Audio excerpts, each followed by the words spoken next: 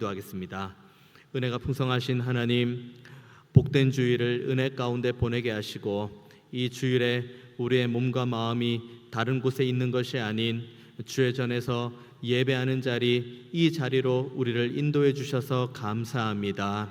하나님께서 인도하셨사오니 한 영혼도 거저왔다 거저가는 발걸음 없도록 주님께서 붙들어 주시고 모두가 하나님의 영광과 하나님의 말씀을 경험하는 시간 되게 하여 주옵소서. 예배 모든 시종을 주님께만 온전히 의지하오니 홀로 영광받아 주옵소서. 감사드리고 살아계신 예수님의 이름으로 기도하옵나이다. 아멘. 많이 오셨습니다. 이제 우리 이번 주부터 신약을 읽습니다. 구약은 이미 다 끝났으리라 믿습니다. 감사합니다. 우리가 그래, 나 비록 구약은 실패했지만 이미 건너지 못할 강은 건넜지만 아직 신약의 강이 남아 있으니 신약은 우리가 오늘부터, 그러니까 내일부터죠. 내일부터 이제 한 장 한 장 좀 읽어 나가면서 우리가 신약 일독만큼은 함께 좀 마음을 나누는 은혜가 있기를 원합니다. 감사합니다. 오늘부터 이제 우리가 마태복음 1장을 이제 함께 나눕니다. 마태복음 1장은 이제 족보로부터 시작을 합니다. 이제 복음서는 총 4개가 있죠. 마태, 마가, 누가, 요한복음 4개 있습니다. 우리가 지금 주일 오전마다 함께 나누고 있는 누가복음은 그러니까 이방인들을 대상으로 전해진 이제 그 독자의 염두에 둔 독자가 이방인이고, 마태복음 같은 경우는 독자를 염두에 두는 게 유대인입니다.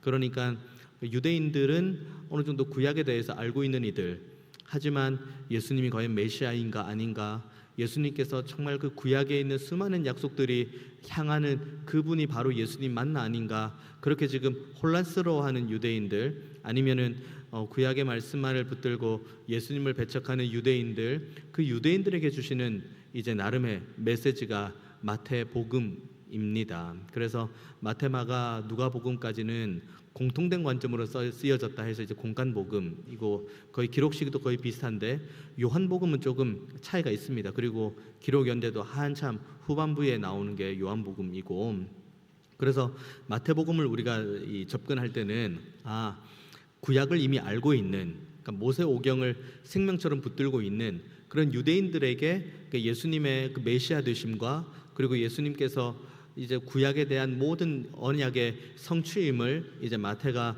기록하기 위해서 쓰여진 말씀이다.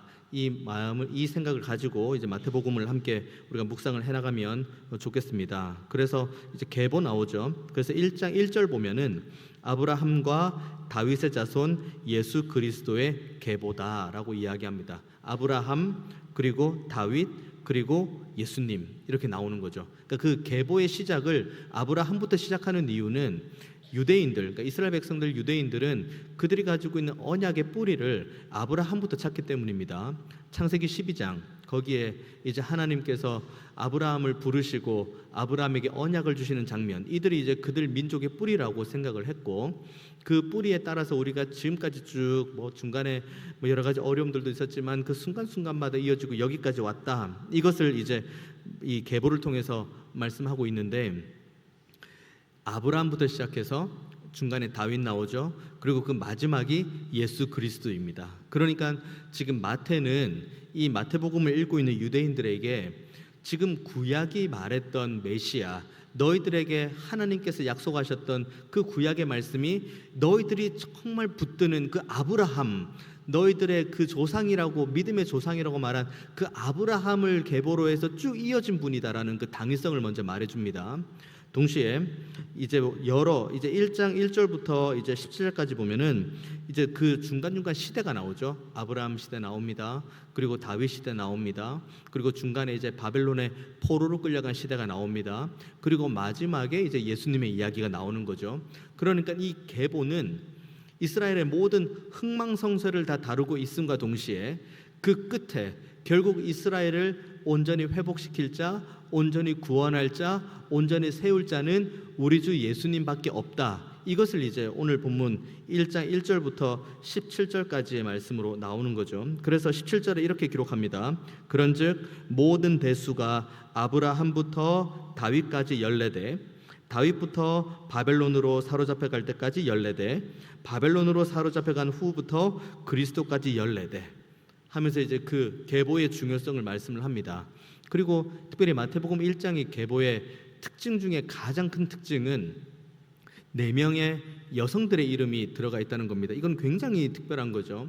계보 자체에 여성들의 이름이 들어가지도 않을 뿐더러 그 유대인들의 머릿속에 가지고 있는 남성과 그 여성에 대한 개념을 생각하면 이 계보에 여성의 이름이 들어가는 건 사실 말도 안 되는 거고, 게다가 여기 나와 있는 그 계보에 있는 여성들의 이름들 다말, 라합, 룻, 그리고 우리아의 아내로 기록된 바세바, 이 4사람이 사실 우리가 생각하는 정상적인 범주 안의 여성들은 아니었던 겁니다. 그리고 일부는 또 이방인이기도 하죠. 그래서 이 계보 안에 수많은 이 4명의 여성들의 이름을 적으면서 결국 마태가 이 족보를 통해 우리에게 보여주길 원하시는 것은 예수님은 유대인의 왕일 뿐만 아니라 온 인류를 구원하실 우리의 유일한 메시아이시다. 그러니까 이 메시아 대신 우리 주 예수 그리스도는 유대인들만의 왕이 아니라 온 우주의 왕이 되시고 주를 믿는 모든 이들의 왕이 되신다는 것을 이 족보를 통해서 우리에게 말씀하고 있습니다.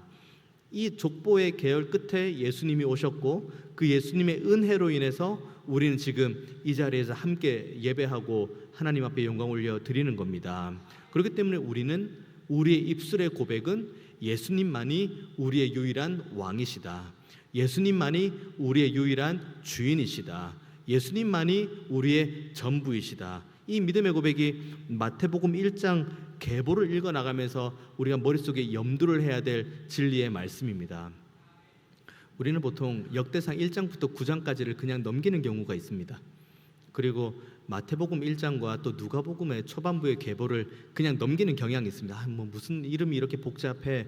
아는 이름보다 솔직히 모르는 이름이 훨씬 많거든요. 우리가 이렇게 쭉 보면은.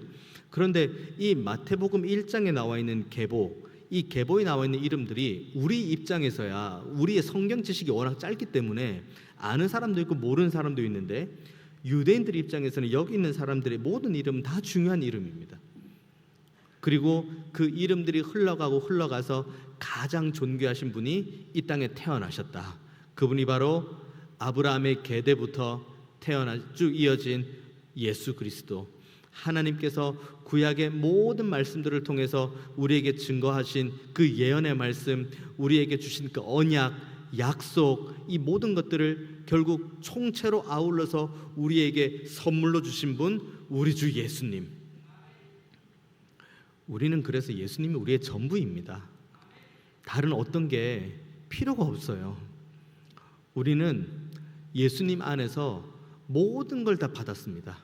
십자가에 달리신 그 예수님의 그 은혜 안에서 하나님의 어떠하심도 우리가 알게 되었고, 그리고 하나님을 아는 지식도 우리가 배울 수 있었고, 그리고 하나님께서 우리를 얼마나 사랑하시는지도 우리가 배워갈 수 있고, 그리고 하나님의 보좌 앞으로 담대히 나아갈 수 있는 것도 예수님을 통해서 우리는 누리게 된 것입니다.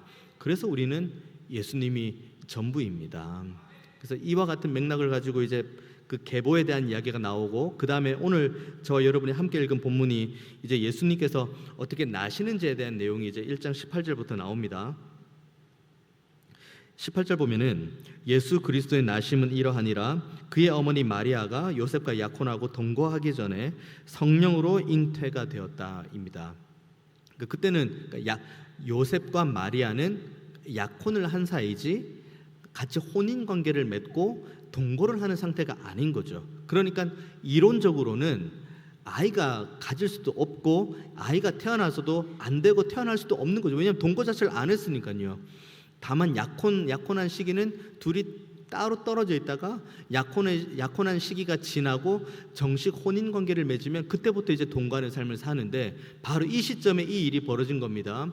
요셉과 마리아, 요셉도 물론 다윗의 후손이죠. 요셉과 마리아가 약혼을 했지만 같이 사는 건 아닌 지금 따로 사는 상황. 그 가운데 마리아가 잉태를 했는데 오늘 본문은 뭐라고 말합니까? 성령으로 잉태를 했다고 이야기를 하죠. 근데 여기에 대해서 19절의 말씀 이렇게 이야기합니다. 그의 남편 요셉은 의로운 사람이라 그를 드러내지 아니하고 가만히 끊고자 하였다라고 이야기를 합니다. 우리는 이 본문을 보면서 지금 요셉을 수식하는 단어, 요셉을 지금 설명하는 단어가 의로운 사람이라고 되어 있거든요. 우리는 이 본문을 보고 뭐가 의로워? 예수님을 잉태했는데 근데 가만히 끊어내려고 하는데 뭐가 의로운 사람이야? 라고 우리는 생각을 할 수 있어요. 왜냐하면 우리는 다 알고 있잖아요.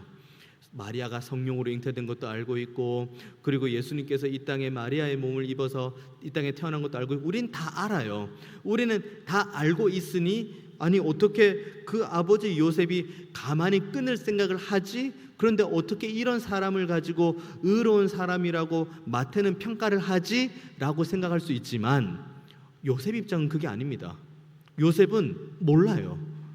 성령으로 잉태됐는지 어땠는지 뭐 당장 오늘 본문의 이 시점에서는 지금 우리가 읽고 있는 18절 19절의 이 시간의 흐름상으로는 알 수가 없는 겁니다. 그러니까 요셉이 가지고 있는 선택지는 두 개가 있는 거예요.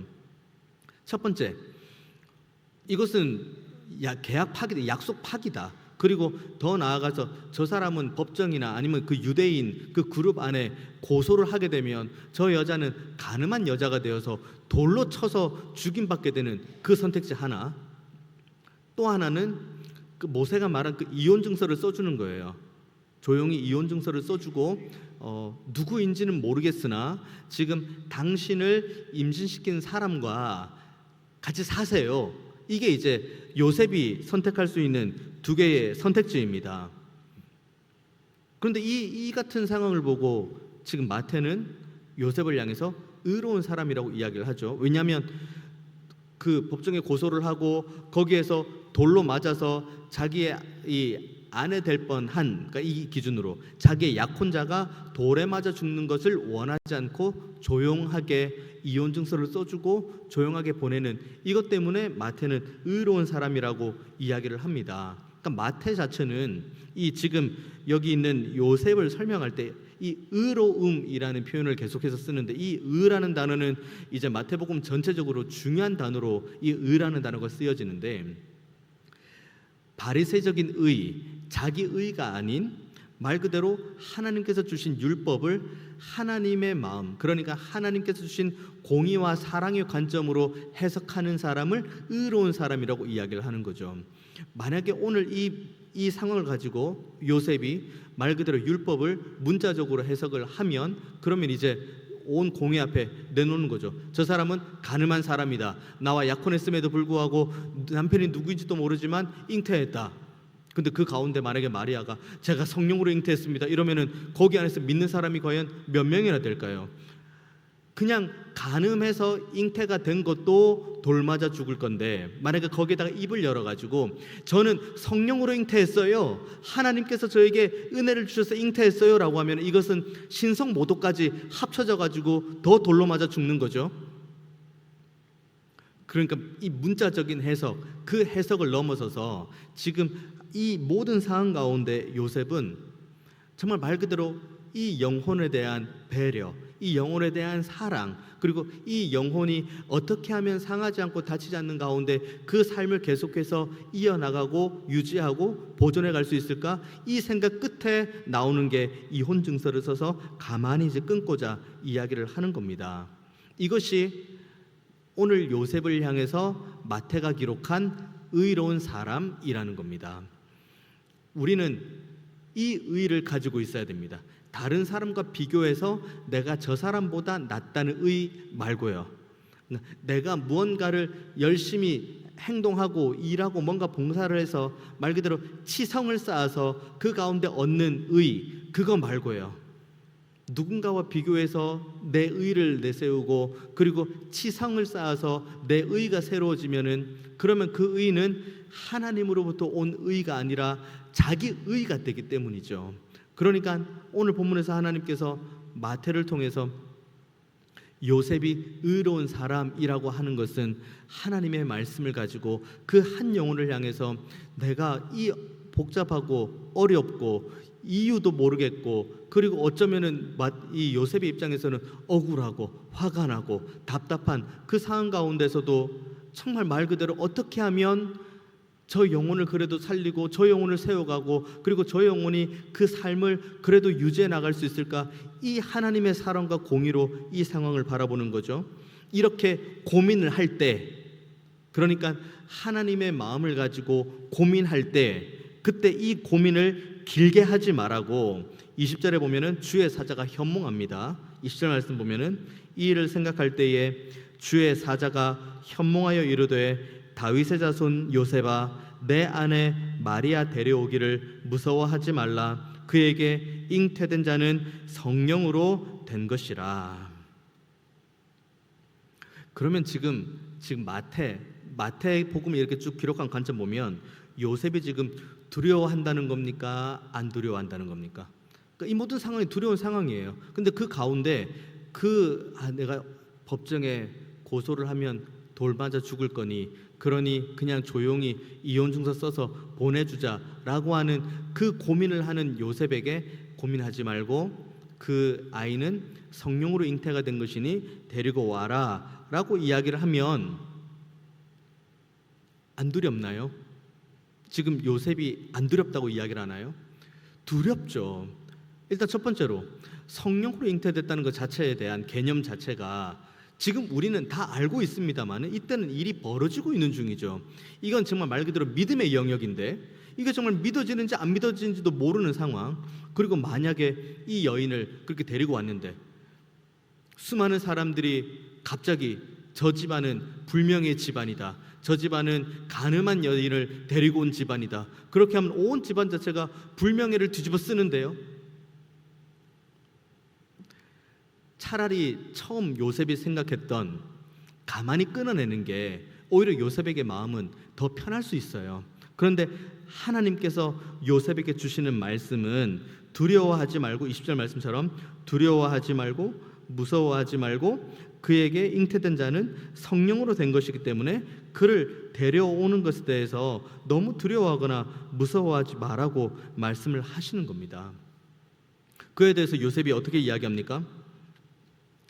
24절 말씀 보십시오. 요셉이 잠에서 깨어 일어나 주의 사자의 분부대로 행하여 그의 아내를 데려왔으나 아들을 낳기까지 동침하지 아니하더니 나음의 이름을 예수라 하니라. 현몽하는 가운데 주의 사자의 음성을 듣고 깨자마자 즉각 순종한 거죠. 두려울 수 있는 상황, 그리고 나에게 찾아올 수 있는 여러 가지 어려움의 상황, 그리고 수많은 비난과 그런 여러 가지 요소들을 다 감내를 하고도 내가 현몽함 가운데 주님의 말씀을 들었습니다.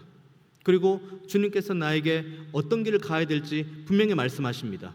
그러면 요셉이 할 수 있는 건 가장 좋은 건 딱 하나입니다. 꿈에서 깨어났죠. 잠에서 깨어났죠. 그 다음에 요셉이 해야 될 건 무엇입니까? 말씀에 순종하는 거예요. 우리 모두가 다 마찬가지입니다. 우리가 간절히 기도하는 제목들이 있고, 그리고 우리가 어려움 가운데 정말 하나님 앞에 눈물로 기도하는 제목이 있다고 가정해 봅시다. 그런데 그렇게 기도를 하고 나름의 방도를, 나름의 방법을 계속 생각하는 것이 우리의 연약함이죠. 그런데 정말 예를 들어서 우리가 잠을 자는데, 기도하다 잠이 들었는데 우리의 꿈속에 주의 사자가 현몽했다고 가정해 봅시다. 오늘 본문처럼 정말 너무 신기할 정도로.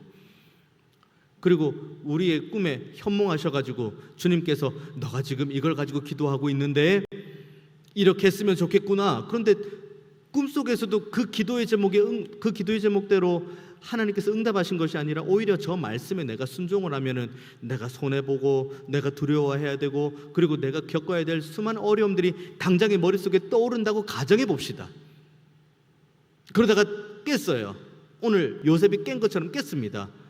잠에선 깼지만 머릿속에는 하나님의 말씀이 너무 생생하게 머릿속에 기억이 남습니다.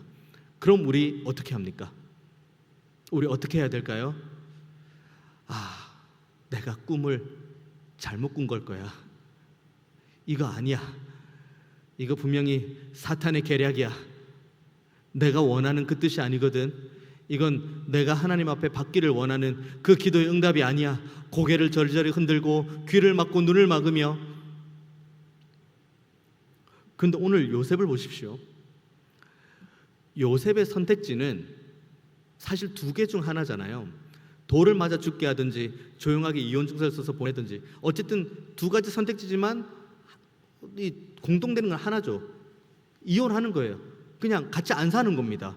그런데 지금 하나님께서 현몽하셔서 말씀 주시는 것은 데리고 오라는 거예요. 같이 살라는 거예요. 그리고 너를 통해서 이 가문에 이어가야지 아브라함부터 다윗 그리고 예수 그리스도의 계보로 이어지는 마태복음 1장 1절부터 17절까지가 온전하게 성취된다는 것. 우리의 기도가 어떠한 응답이 될지 모르고 그 응답이 올 때 우리가 즉각적으로 순종할 수 있을지 모르겠습니다. 하지만 오늘 본문을 통해서 예수님이 태어나시는 모든 일련의 과정을 통해서 주님께서 우리에게 말씀해 주시기 원하시는 것은, 하나님께서는 모든 만사의 일을 성취하시는 분, 그분이 계획하시면 그분이 이루시는 분, 그 가운데 모든 사람들을 들어 사용하시는 분, 그 가운데 지금 요셉과 마리아를 택하시고 그 마리아에게 성령으로 잉태케 하시고, 그 가운데 마리아의 그 잉태케 됨에 대해 이 요셉은 두 가지 선택지를 두고 고민하고, 하지만 그 가운데에도 하나님께서 현몽하셔가지고 그 요셉에게 말씀을 주시고, 그래서 궁극적으로 요셉은 순종하고, 이 모든 일련의 과정을 통해서 우리 주 예수님이 이 땅 가운데 아브라함과 다윗의 계보를 따라서 태어나게 된 것이죠. 하나님이 작정하시면 하나님이 이루십니다. 하나님은 앞서가시고 우리는 뒤따라갈 뿐입니다. 내가 생각하기에 주님 이건 아닌 것 같습니다. 내가 생각하기에 주님 이거는 뭔가 좀 잘못된 것 같습니다. 제가 지금 잘못 들은 거겠죠? 제가 지금 잘못 본 거겠죠? 제가 뭔가 지금 잘못 이해하고 있는 거겠죠? 아니요, 바로 이해하고 있는 겁니다. 하나님께서 주신 말씀이라면 그건 바로 이해하는 거예요. 내 이성과 내 생각과 내 뜻에 맞지 않고, 그리고 이 하나님의 말씀을 순종하고 그 순종함대로 살아갈 때 다가올 수많은 어려움들이 불을 보듯 뻔한데, 그것이 하나님의 뜻이라면, 그리고 우리에게 주시는 하나님의 말씀이라면 우리는 그 말씀대로 순종하는 자리로 나아가야 됩니다. 그 뒤의 일은 누가 책임지십니까? 하나님이 책임지시는 거예요. 왜 우리는 우리의 삶을 우리가 책임지려고 하는지, 우리의 가정을 계속해서 우리가 책임지려고 해요. 우리 교회를 계속 우리가 책임지려고 해요. 뭔가 내가 뭔가를 해야겠고, 내가 뭔가 책임을 져야겠고, 내가 뭔가를 해야 될 것 같은데, 맞아요. 뭔가 해야 되고 뭔가 책임지고 뭔가 하는 게 맞긴 맞습니다만은, 그런데 그것보다 우리가 먼저 해야 될 것은 하나님을 먼저 영광스럽게 올려드리는 거예요. 하나님의 영광을 우리가 바라보는 자리로 가는 거예요. 그리고 만사를 성취하시는 하나님의 능력을 앙모하고 경외하는 자리로 먼저 나아가는 거예요. 그 자리 나아갈 때 하나님 우리에게 말씀 주실 거예요. 그런데 그 말씀이 정말 우리의 마음에도 합한 말씀이면 정말 좋겠지만, 오늘 요셉과도 마찬가지로 이건 도저히 내 이성에 이해가 안 되는 말씀이라 할지라도 그래도 우리는 요셉처럼 순종해야 됩니다. 요셉이 순종하고 바로 예수님이 짠하고 태어나셨나요? 가만히 데리고 왔어요. 하나님께서 말씀하셔서 가만히 데리고 왔습니다. 그리고 어떻게 2달, 3달 만에 아이가 나오나요? 그 기간이 필요합니다. 그 기간을 요셉과 마리아는 어떤 마음으로 기다렸을까요? 물론 기대하는 마음, 너무 좋은 마음, 반가운 마음, 성령으로 잉태됐어, 너무 좋아, 뭐 이런 마음과 동시에 여전히 하나님을 향한 두렵고 떨리는 경외의 마음으로도 그 시간을 지내는 겁니다. 수많은 감정선을 가지고 우리는 하나님의 말씀을 붙들고 걸어갑니다. 이걸 꼭 기억하십시오. 여러 가지 마음을 우리가 가진다는 걸 하나님은 아십니다. 우리가 기뻐하는 감정도 하나님은 아시고 우리가 두려워하는 마음도 하나님이 알고 계세요. 그래서 주님께서 이 신약 구약인 창세기부터 요한계시록까지 우리에게 주시는 수많은 말씀 중에 정말 많은 부분에 주시는 말씀이 무엇입니까? 두려워하지 말라고. 우리는 두려워할 존재가 아닙니다. 우리는 하나님을 바라보고 하나님으로 기뻐하고 그리고 하나님께 영광 올려드리며 하나님께만 소망을 두는 존재죠. 우리는 두려워하지 말고 놀라지 말아야 됩니다. 지금 당장 내 기도에 응답이 안 됐다고 우리는 두려워할 필요가 없습니다. 내 기도에 다른 방식으로 응답이 되었다고 해도 우린 두려워할 필요가 없습니다. 결국 모든 일의 시작과 끝은 하나님이시기 때문입니다. 그래서 오늘 본문을 보십시오. 중간에 그 말씀 나오죠. 21절부터 보면은 아들을 낳으리니 이름을 예수라 하라. 이는 그가 자기 백성을 그들의 죄에서 구원할 자이심이라 하니라. 이 모든 일이 된 것은 주께서 선지자로 하신 말씀을 이루려 하심이니 이르시되 보라 처녀가 잉태하여 아들을 낳을 것이요 그의 이름은 임마누엘이라 하리라 하셨으니 이를 번역한즉 하나님이 우리와 함께 계시다 함이라. 마태복음의 시작은 임마누엘로 시작을 합니다. 하나님이 우리와 함께 하신다는 뜻을 가진 임마누엘. 마태복음의 끝은 뭘로 끝납니까? 세상 끝날까지 내가 너희와 함께 있을 것이다. 그러니까 이 복음서 마태복음의 처음과 끝은 우리와 함께 하신다는 약속으로 가득 차 있습니다. 처음 시작도 내가 너희와 함께 한다. 그 끝도 내가 너희와 함께 한다. 이 땅에 태어날 때부터 모든 구약의 언약의 성취, 우리를 구원하실 유일한 분, 천하의 예수님 외에 구원할 방도와 구원할 이름은 어디에도 두지 않으셨다는 그 하나님의 뜻이 온전하게 성취된 바로 그분, 그 예수님, 그 예수님의 이름을 임마누엘이라고 하는데 그 임마누엘의 뜻이 무엇입니까? 내가 너희와 함께한다. 우리는 이 사실만으로도 우리의 가슴이 벅차 올라야 됩니다. 내가 무엇이간데, 내가 누군데 하나님이 나와 함께 하신다고?